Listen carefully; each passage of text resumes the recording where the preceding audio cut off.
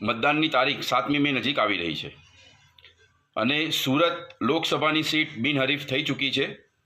એટલે ઘણા સુરતીઓને એવું છે કે આપણે મતદાન કરવા નથી જવાનું, પરંતુ એવું નથી.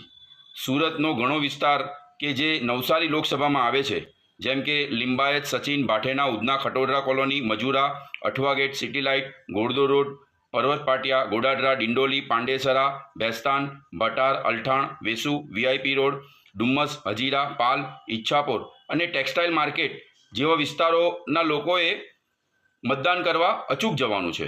આ ઉપરાંત બારડોલી લોકસભા, જ્યાં સરથાણા, સીમાડા, પૂણા, કામરેજ, કડોદરા, મગોબ અને પાસોદરા વિસ્તારનો સમાવેશ થાય છે, એ બધા વિસ્તારના સુરતીઓએ 7મી મેના દિવસે મતદાન કરવા અચૂક જવાનું છે. 7મી મેના દિવસે લોકશાહીના જતન માટે મતદાન અવશ્ય કરીએ અને એક મજબૂત સરકારના નિર્માણમાં આપનું યોગદાન અવશ્ય આપીએ.